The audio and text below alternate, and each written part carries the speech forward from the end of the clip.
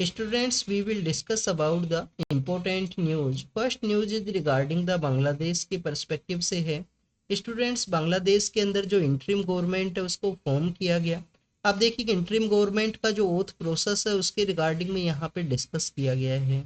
Students, अगर हम बांग्लादेश की जो सिचुएशन है उसके पर्सपेक्टिव से डिस्कस करें तो आप देखिए कि वहाँ पे फ्रीडम फाइटर्स को जो कोटा सिस्टम है उसके रिगार्डिंग में स्टूडेंट्स के द्वारा जो प्रोटेस्ट है उसको कैरी आउट किया गया था।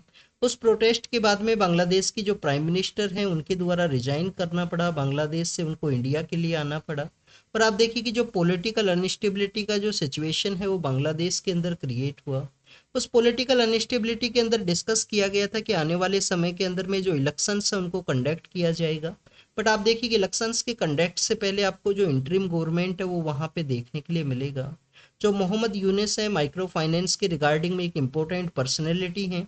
और आप देखिए कि माइक्रो फाइनेंस को एज ए टूल के रूप से यूज करते हुए इनके द्वारा काफ़ी सारे जो पर्सन्स हैं, जो पुअर पर्सन्स उनको पुअर्टी से बाहर निकालने के अंदर में माइक्रो फाइनेंस का एक इम्पोर्टेंट रोल है वो आपको देखने के लिए मिलेगा। मोहम्मद यूनुस साहब के द्वारा जो बांग्लादेश ग्रामीण बैंक है उसको भी चलाया करते हैं। तो मोहम्मद यूनुस है उनके द्वारा बेसिकली आपको जो इंटरिम गवर्नमेंट है वो हेड किया जाएगा। उन्हीं का जो ओथ प्रोसेस है उसके बारे में यहाँ पे डिस्कस किया गया है। अगर हम इंडिया का जो ओथ प्रोसेस है उसके पर्सपेक्टिव से डिस्कस करें तो आप देखिए कि प्राइम मिनिस्टर के द्वारा जब भी ओथ लिया जाता है या काउंसिल ऑफ मिनिस्टर्स के द्वारा जो ओथ प्रोसेस आपको देखने के लिए मिलेगा तो उसका जो कंप्लीट एडमिनिस्ट्रेशन है वो किसके द्वारा किया जाता है स्टूडेंट्स? प्रेसिडेंट के थ्रू आपको देखने के लिए मिलता है। आप देखिए कि बांग्लादेश के अंदर ही, बांग्लादेश के वहाँ पे भी जो प्रेसिडेंट है उनके द्वारा ही इंटरिम गवर्नमेंट का जो ओथ प्रोसेस है उसको कैरी किया गया। वहाँ पे भी प्रेसिडेंट के द्वारा ही जो ओथ प्रोसेस का एडमिनिस्ट्रेशन है वो आपको देखने के लिए मिलेगा। स्टूडेंट्स, इसी ओथ प्रोसेस के लेटर फेज के अंदर में आप देखिए कि इंडियन अथॉरिटीज के द्वारा वहाँ पे जो माइनॉरिटी कम्युनिटीज हैं उनके जो उनको यहाँ पे किस तरीके से प्रोटेक्ट करना है। वायलेंस की वजह से काफ़ी सारे जो केसेज हैं बांग्लादेश के अंदर माइनॉरिटीज़ के अगेंस्ट में वायलेंस के जो केसेज हैं वो सामने आए थे इस पॉलिटिकल अनस्टेबिलिटी के दौरान में। तो इंडियन अथॉरिटीज़ के द्वारा वो सब भी यहाँ पे डिस्कस किया गया है।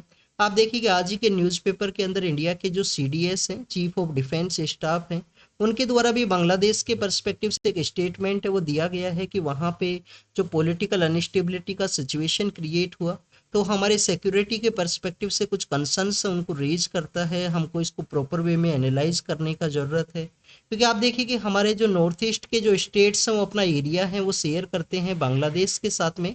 हमारे कौन कौन से स्टेट्स हैं जो एरिया शेयर करते हैं बांग्लादेश के साथ में, ये आपको ज़रूर से पता होना चाहिए। 4096 किलोमीटर का बॉर्डर एरिया है जो इंडिया और बांग्लादेश के द्वारा शेयर किया जाता है, जिसके अंदर मैक्सिमम जो बॉर्डर एरिया है वो आपको वेस्ट बंगाल के थ्रू देखने के लिए मिलेगा। फिर आप देखिए कि आसाम स्टेट है, वेस्ट बंगाल है, आसाम है, मेघालय है, मिजोरम है, मेघालय और मिजोरम है, और त्रिपुरा स्टेट है। तो इस तरीके से आप देखिए कि 5 स्टेट्स है जिनके द्वारा बांग्लादेश के साथ में जो एरिया है वो शेयर किया जाता है। CDS के पर्सपेक्टिव से अगर हम डिस्कस करें तो जनरल बिपिन रावत हैं जो हमारे फर्स्ट CDS हुआ करते थे। उसके लेटर फेज के अंदर में आप देखिए कि जो अनिल चौहान सर हैं उनको अपॉइंट किया गया CDS के रूप से। CDS का जो पोस्ट है वो सजेस्ट किया गया था कारगिल रिव्यू कमेटी। 99 का जो कारगिल वॉर है उसके बाद में आप देखिए कि कारगिल रिव्यू कमेटी है उसको कॉन्स्टिट्यूट किया गया था। K सुब्रमण्यम हैं जो मिलिट्री स्ट्रेटजी के पर्सपेक्टिव से काफ़ी इंपॉर्टेंट पर्सनैलिटी हैं, और हमारे जो मिनिस्टर ऑफ एक्सटर्नल अफेयर हैं उन्हीं के फैमिली से रिलेटेड ही आपको देखने के लिए मिलेंगे। तो आप देखिए कि जो K सुब्रमण्यम है उनके द्वारा बेसिकली सजेस्ट किया गया था कि एक सिंगल पॉइंट एडवाइजर होना चाहिए गवर्नमेंट को किसी भी क्राइसिस की सिचुएशन के दौरान में। तो CDS का जो अपॉइंटमेंट प्रोसेस है उसके बारे में रिकमेंडेशन आपको कारगिल रिव्यू कमेटी के पर्सपेक्टिव से देखने के लिए मिलेगा।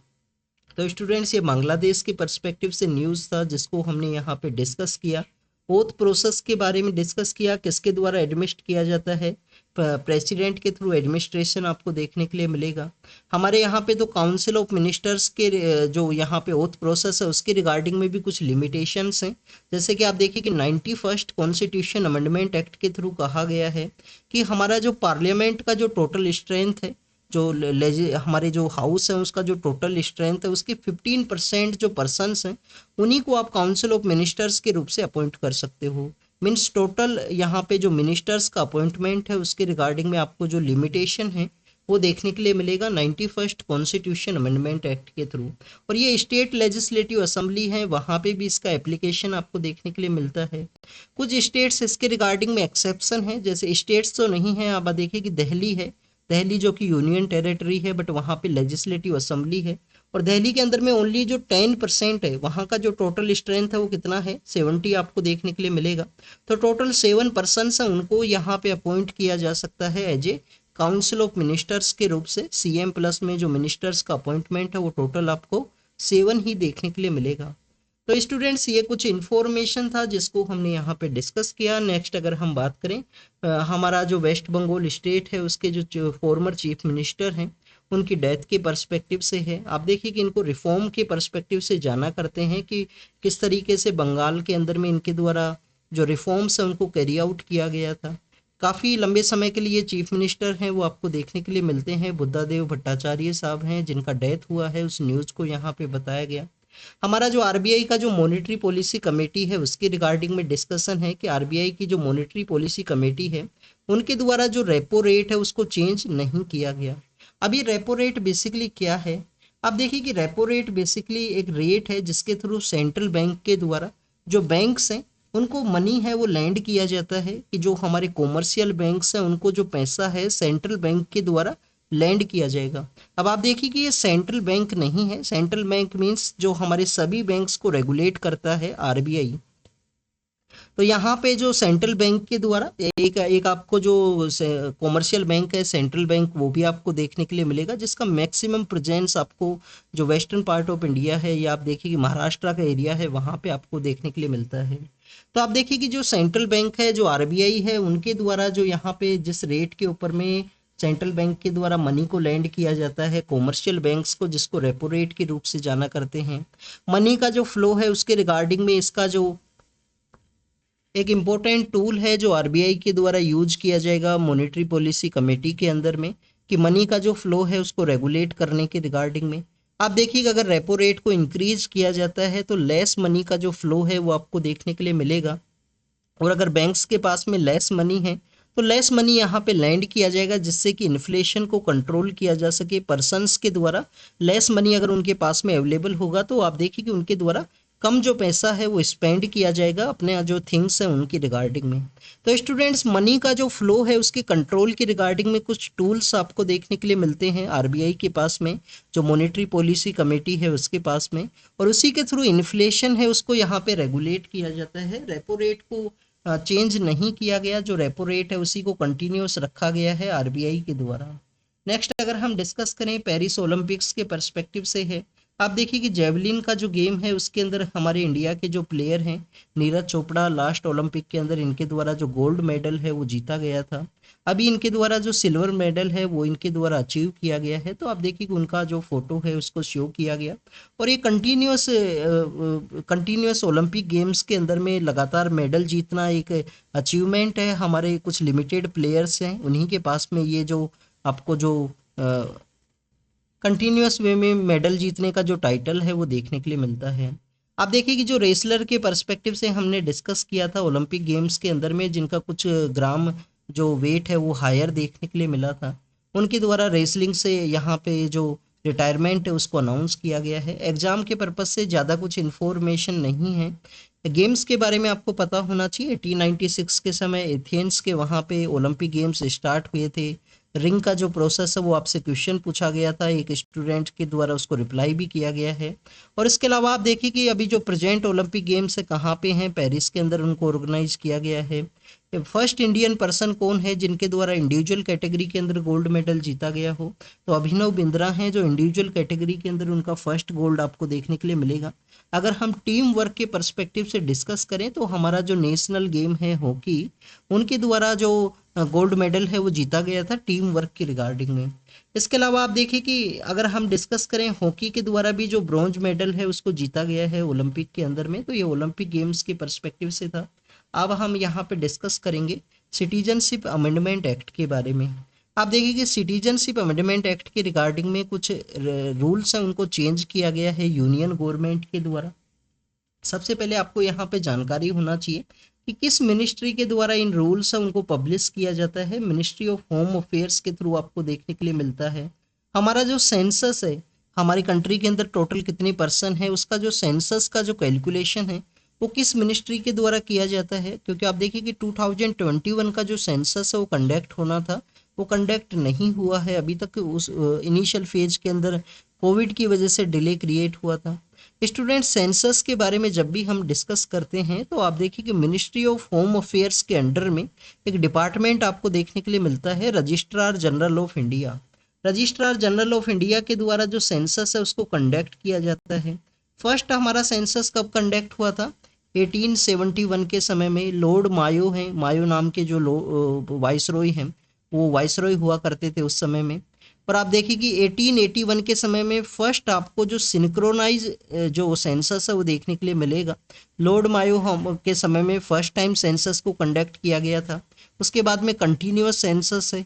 अगर आपको यहाँ पे एक होमवर्क होना चाहिए। हमने जो जुलाई मंथ का जो फर्स्ट वीक का जो क्विज है उसके अंदर एक क्वेश्चन पूछा था आपसे कि अभी तक इंडिपेंडेंस के बाद में कितने टाइम, क्योंकि आप देखिए कि डिलिमिटेशन के पर्सपेक्टिव से ऐसा क्वेश्चन पूछा गया था 2024 का जो प्रीलिम्स का पेपर है उसके अंदर में, कि कितनी बार डिलिमिटेशन है उसको अभी तक किया गया है। तो 4 टाइम्स आपको डिलिमिटेशन देखने के लिए मिलता है।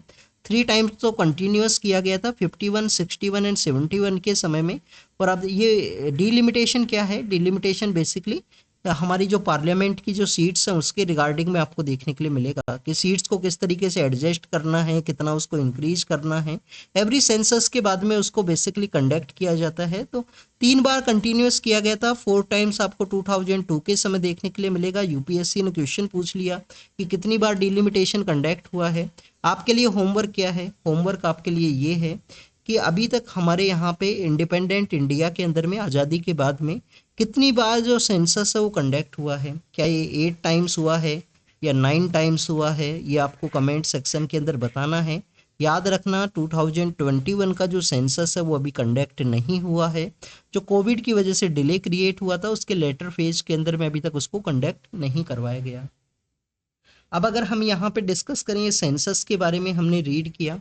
अब आप देखिए कि हम सिटीजनशिप अमेंडमेंट एक्ट के पर्सपेक्टिव से डिस्कस करते हैं। तो 2019 के समय हमारी गवर्नमेंट के द्वारा 2019 के समय सिटीजनशिप अमेंडमेंट एक्ट है उनको लाया गया था। ये हमारे जो 3 नाइबर कंट्रीज हैं, हमारे जो 3 नाइबर कंट्रीज हैं वहाँ पे जो माइनॉरिटी कम्युनिटीज़ हैं, आप देखिए कि ये जो 3 नाइबर कंट्री हैं, बांग्लादेश है, अफगानिस्तान है और पाकिस्तान है। बांग्लादेश है, अफगानिस्तान है और पाकिस्तान है। ये बेसिकली आपको मुस्लिम डोमिनेटेड कंट्रीज देखने के लिए मिलते हैं। तो वहाँ पे जो माइनॉरिटी कम्युनिटी हैं, 6 माइनॉरिटी कम्युनिटीज हैं जिनको अलाउ किया गया है कि वो इंडिया के अंदर अगर माइग्रेट करते हैं। एक कट ऑफ डेट है 31 दिसंबर 2014 से पहले, और 5 ईयर का उनका जो रहने का जो समय है वो इंडिया के अंदर हो चुका है, तो उनको सिटीजनशिप है वो दे दिया जाएगा। उसके रिगार्डिंग में प्रोटेस्ट भी देखने के लिए मिला था कि प्रोटेस्ट किया गया था काफ़ी सारे लोगों के द्वारा कि सिटीजनशिप अमेंडमेंट एक्ट के थ्रू में जो नाइबर कंट्रीज से पर्सनस उनको बुलाया गया है, हो सकता है कि हमारे यहाँ पे जो एनआरसी है उसको कैरी आउट किया जा सके। इसके रिगार्डिंग में आपको प्रोटेस्ट देखने के लिए मिला था। एक साइन बाग का एरिया है वो तो काफ़ी ज़्यादा फेमस हुआ था इस प्रोटेस्ट की रिगार्डिंग में। सुप्रीम कोर्ट के द्वारा भी प्रोटेस्ट के पर्सपेक्टिव से जो जजमेंट्स हैं उनको डिलीवर किया गया था कि आप प्रोटेस्ट को कैरी कर सकते हो, आपको राइट है आर्टिकल 19 के अंदर में, पर आप पब्लिक मूवमेंट है उसको यहाँ पे ब्लॉक नहीं कर सकते। ये आपको सुप्रीम कोर्ट के जो जजमेंट्स हैं वो देखने के लिए मिलते हैं 2019 के उस प्रोटेस्ट के थ्रू में। अब आप देखिए कि यहाँ पे क्या किया गया है, सिटीजनशिप अमेंडमेंट एक्ट के जो रूल्स हैं जिनकी रिगार्डिंग में मार्च के समय भी कुछ डेवलपमेंट हमने रीड किया था।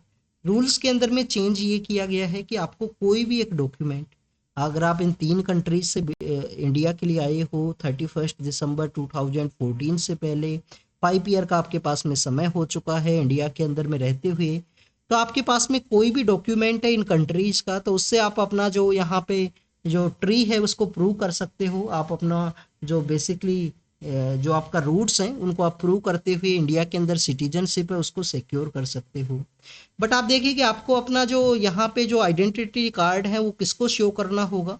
लोकल अथॉरिटीज हैं उनको अलाउ किया गया, लोकल जो रिलीजियस अथॉरिटीज हैं उनको भी अलाउ किया गया है। कोई लोकल कम्युनिटी का इंस्टीट्यूशन है या कोई प्रीस्ट है उसको भी यहाँ पे अपना जो बेसिकली आप अपना सिटीजनशिप है वो शो कर सकते हो और आपको उनके द्वारा अलाउ किया जाएगा। आप देखिएगा अगर प्रीस्ट के द्वारा या जो लोकल इंस्टीट्यूशन है उनके द्वारा रिजेक्ट कर दिया गया तो आप अपील भी उसके अगेंस्ट में कैरी आउट कर सकते हो। जो मार्च के समय जब इन रूल्स को रेगुलेट किया गया था या इनको इम्प्लीमेंट किया गया था तो उस समय ये न्यूज के अंदर आपको देखने के लिए मिले थे। कुछ स्टेट गवर्नमेंट्स के द्वारा भी उस समय में कंसर्न्स को रेज किया गया था कि हमारे द्वारा भी सिटीजनशिप अमेंडमेंट एक्ट है उनको इम्प्लीमेंट नहीं किया जाएगा। बट आप देखिए कि क्या स्टेट गवर्नमेंट को पावर है सिटीजनशिप के रिगार्डिंग में, क्योंकि सिटीजनशिप का जो आर्टिकल 11 को जब हम रीड करते हैं कॉन्स्टिट्यूशन के आर्टिकल को, तो 11 के अंदर बोला गया है कि पार्लियामेंट के पास में पावर है सिटीजनशिप के रिगार्डिंग में जो रूल्स है उसके फ्रेमिंग का। स्टेट गवर्नमेंट के पास में जो पावर है वो आपको नहीं देखने के लिए मिलेगा सिटीजनशिप के रूल्स के फ्रेमिंग के रिगार्डिंग में। इसके अलावा स्टूडेंट्स यहाँ पे किसी भी डॉक्यूमेंट को अलाउ किया गया है, आप अपना लोकल जो अथॉरिटी है जिसको डेवलप किया गया सिटीजनशिप एक्ट के रिगार्डिंग में, तो आप उसके थ्रू अपना जो सिटीजनशिप है जो अपना ओरिजिन है उसको प्रूव कर सकते हो। ये अमेंडमेंट है यहाँ पे। अब आपको सिटीजनशिप के बारे में जब भी मेंशन किया जाए तो आर्टिकल 5 to 11 है उसके बारे में जानकारी होना चाहिए। ये हमारे कॉन्स्टिट्यूशन का आर्टिकल है पार्ट सेकंड के अंदर में आर्टिकल 5 to 11 जिसके अंदर सिटीजनशिप है उसको मेंशन किया गया। अब आप देखिए कि इसके अंदर आपको आर्टिकल 11 जरूर से याद होना चाहिए कि पार्लियामेंट के पास में पावर दिया गया है कि सिटीजनशिप के रिगार्डिंग में जो रूल फ्रेमिंग है वो पार्लियामेंट को पावर है आर्टिकल 11 के अंदर में। 5 to 11 के अंदर different different permutation and combination के बारे में मेंशन है। कोई पर्सन इंडियन ओरिजिन का है जो नाइबर कंट्रीज के लिए चला गया फिर से वापस आ गया, किस समय कंडीशंस बताई गई हैं किस समय वो इंडिया का सिटीजन है वो हो सकता है। क्या स्टूडेंट्स यहाँ पे एक आर्टिकल और है, जब आप किसी दूसरे कंट्री का जो सिटीजनशिप है उसको एक्सेप्ट करते हो तो ऑटोमेटिक इंडियन सिटीजनशिप है उसको आपका जो रिनाउंसमेंट है वो देखने के लिए मिलेगा। आप देखिएगा आर्टिकल 9 है उसके अंदर उसका मेंशन है कि आप दूसरे कंट्री का जब सिटीजनशिप को एक्सेप्ट करोगे तो इंडिया का जो सिटीजनशिप है वो ऑटोमेटिकली आपका यहाँ पे कैंसिल होगा। तो this is all information related to the citizenship के बारे में सिटीजनशिप अमेंडमेंट एक्ट के परस्पेक्टिव से हमने डिस्कस किया। अब आप देखिए कि जो झारखंड का जो गवर्नमेंट है उनके द्वारा आदिवासी महोत्सव का एक एडवर्टाइजमेंट है उसको दिया गया। हम झारखंड के पर्सपेक्टिव से जब भी डिस्कस करते हैं तो आपको यहाँ पे कुछ इंपॉर्टेंट जो हमारे ट्राइबल फ्रीडम फाइटर्स हैं उनके बारे में आपको पता होना चाहिए। आप देखिए कि हमारे जो ट्राइबल फ्रीडम फाइटर्स हैं जिसके अंदर छोटा नागपुर जो टेनेंसी एक्ट है उसके अगेंस्ट में उनके द्वारा प्रोटेस्ट किया गया था, जिसके अंदर में आप देखिए कि जो भगवान बिरसा मुंडा है उनका जो रिवोल्ट है उसको मुंडा रिवोल्ट के रूप से भी जाना करते हैं। इसके अलावा उसको तमार भी कभी कभी कहा जाता है कि तमार उनका जो रिवोल्ट है वो हुआ करता था। तमार के अलावा आप देखिए कि उलगुलन नाम से भी आपको देखने के लिए मिलेगा, यूपीएससी के द्वारा काफी बार क्वेश्चंस पूछे जाते हैं। और भगवान बिरसा मुंडा को धरती अब्बा है उसके रूप से भी जाना करते हैं। छोटा नागपुर का जो एरिया है वहाँ पे उनके द्वारा किस तरीके से ट्राइबल कम्युनिटी है उनको यूनाइट किया गया।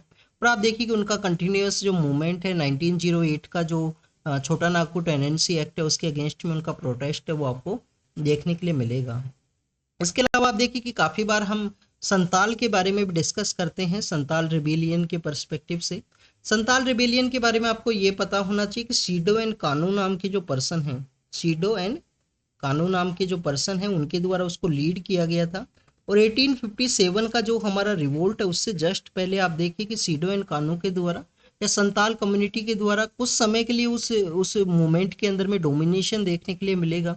ब्रिटिश अथॉरिटीज का इनिशियल फेज के अंदर में जो रिवर्स उनको जो डिसीजन रिवर्स जो बेसिकली लिटिल बिट लॉस है वो देखने के लिए मिलता है इनिशियल फेज ऑफ मूवमेंट के अंदर में। तो आप देखिए कि यहाँ पे जो ब्रिटिश का जो सुप्रीमेसी का एक थ्योरी देखने के लिए मिलता था कि वाइट जो पर्सन है वो सुप्रीमेसी है, उनका जो सुपीरियरिटी का जो कॉम्प्लेक्स है, ये ऐसा जो एक साइकोलॉजिकल सिचुएशन आपको देखने के लिए मिलता था, उसको यहाँ पे उसको डैमेज करने के अंदर में लोगों को जो साइकोलॉजिकल यहाँ पे साइकोलॉजिकल जो मोरल है उसको बूस्ट करने के अंदर इम्पोर्टेंट रोल है जो आपको संताल रिबेलियन का देखने के लिए मिलेगा। और उसी के लेटर फेज के अंदर में आप देखिए कि 1857 का जो रिवोल्ट है वो देखने के लिए मिलेगा। नेक्स्ट अगर हम बात करें हमारे जो फॉरेन सर्विस के जो ऑफिसर हैं उनके द्वारा कहा गया है कि बांग्लादेश के अंदर में जो चेंज हुआ है वो इंडिया के लिए क्या चैलेंज है। हम बांग्लादेश के पर्सपेक्टिव से जो चेंजेज वहाँ पे हुए हैं पॉलिटिकल अनस्टेबिलिटी उसका इंडिया के लिए क्या चैलेंज हो सकते हैं। सबसे पहले तो आप देखिए कि हमारा जो नॉर्थ ईस्ट स्टेट्स हैं हमारे जो नॉर्थ ईस्ट के जो स्टेट्स हैं उनके थ्रू हमारा जो एक्ट ईस्ट का जो पॉलिसी है उसके थ्रू कनेक्टिविटी बूस्ट हुआ था। पूरा से अगरतला का रेलवे लाइन प्रोजेक्ट है आपको देखने के लिए मिलता है। काफ़ी सारे ऐसे प्रोजेक्ट्स हैं जिनको लॉन्च किया गया था जिससे कि नॉर्थ ईस्ट के जो स्टेट्स हैं उनसे कनेक्टिविटी है उसको बूस्ट किया जा सके। तो आप देखिए कि इसके रिगार्डिंग में एक चैलेंज आपको देखने के लिए मिल सकता है कि बांग्लादेश के अंदर पॉलिटिकल अनस्टेबिलिटी है।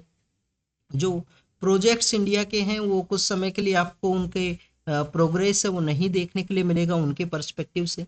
नेक्स्ट अगर हम बात करें स्टूडेंट्स, जो माइग्रेशन का एक क्राइसिस है, रोहिंग्या का जो क्राइसिस है, आप देखिए कि रोहिंग्या का जो क्राइसिस है वो यहाँ पे एक चैलेंज है इंडिया और बांग्लादेश के पर्सपेक्टिव से, क्योंकि बांग्लादेश के द्वारा काफ़ी सारे जो रोहिंग्या जो माइग्रेंट्स हैं उनको एब्जॉर्ब किया गया था। उनके रिगार्डिंग में रिहेबिलिटेशन के जो कैंप्स है वो आपको बांग्लादेश के वहाँ पे देखने के लिए मिलेंगे, जिसमें भासन चार आइलैंड है, कोक्स बाजार नाम का एक एरिया है ढाका के वहाँ पे कोक्स बाजार है।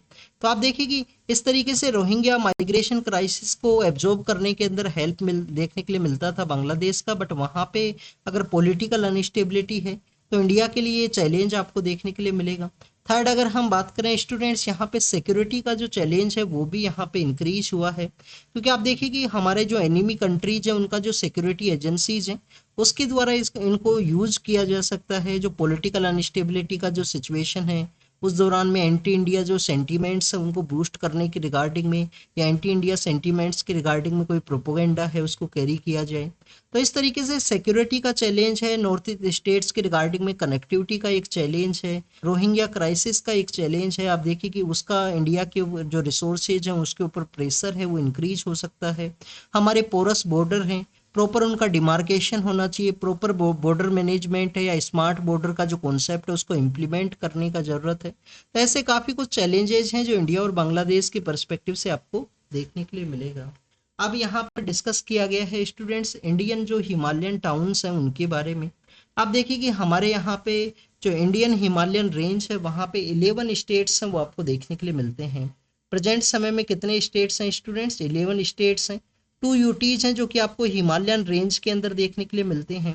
यहाँ पे जो अर्बन एरिया है, अगर हम हिमालयन रेंज के जो अर्बन एरियाज के पर्सपेक्टिव से डिस्कस करें तो आप देखिए कि वहाँ पे 40% ऑफ अर्बनाइजेशन आपको देखने के लिए मिलेगा और एक कंटिन्यूस इंक्रीजिंग फेज के अंदर में है। रैपिड वहाँ पे एक्सपेंड हुआ है, पीपल्स अर्बन एरियाज के लिए माइग्रेट करने लगे हैं। तो हमारे हिमालयन जो टाउन्स है वहाँ पे कुछ बेसिक जो सर्विसेज हैं उसके रिगार्डिंग में भी आपको कंसर्न्स देखने के लिए मिलेगा, जैसे कि सिविक जो इश्यूज हैं कि प्रॉपर वे में वहाँ पे सैनिटेशन का मैनेजमेंट नहीं है, कुछ हमारी सिटीज़ के वहाँ पे सॉलिड वेस्ट का मैनेजमेंट नहीं है, प्रॉपर इंस्टीट्यूशंस नहीं है जिनके द्वारा जो बेसिक अर्बनाइजेशन का जो प्रॉब्लम्स हैं उनको यहाँ पे रिजोल्व किया जा सके। इसके अलावा स्टूडेंट्स रैपिड अर्बनाइजेशन की वजह से 40% पॉपुलेशन का जो इंक्रीज हुआ है हमारे हिमालयन स्टेट्स के अर्बन एरियाज के अंदर में, तो ये वहाँ पे जो लिमिटेड रिसोर्सेज हैं उसके ऊपर भी प्रेशर क्रिएट करता है।